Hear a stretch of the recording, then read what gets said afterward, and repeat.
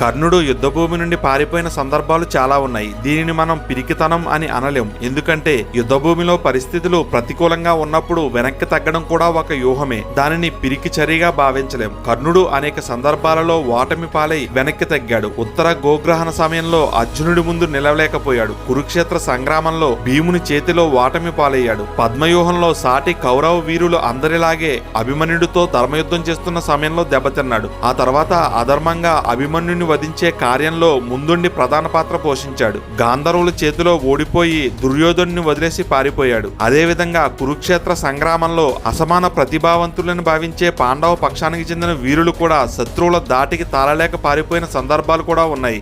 9వ రోజు యుద్ధంలో భీష్ముడి ప్రతాపం చూసి పాండవులు దిక్కుతోచక నిశ్చేష్టులై నిలబడ్డారు. ద్రోణుని జీవితంలో చివరి రోజు ఆయన రణ కౌశలాన్ని తట్టుకోవడం అర్జునుడి వల్లే కాలేదు. కర్ణుడు కౌరవ సేనాధ్యక్షుడిగా ఉండగా భీముడు అతని దాటికి తాళలేక పాలాయన మంత్రం పఠించాడు. కర్ణుడి వీర విహారం చూసి అర్జునుడు స్వయంగా కృష్ణ రథాన్ని వెనక్కి తిప్పు, కర్ణుడు తేజస్సుతో వెలిగిపోతూ యుద్ధం చేస్తున్నాడు, అతనిని ఈ సమయంలో మనం అడ్డుకోలేం అని అర్జునుడు పలికాడు. ఎంతటి వీరులైనా ఒడిదుడుకులు చూడాల్సిందే, తప్పదు. ఇది నా అభిప్రాయం. ఈ వీడియో మీకు నచ్చితే వీడియోను లైక్ చేసి ఛానల్ ని సబ్స్క్రైబ్ చేసుకోండి. మీ అభిప్రాయాలని కామెంట్స్ ద్వారా తెలియజేయండి.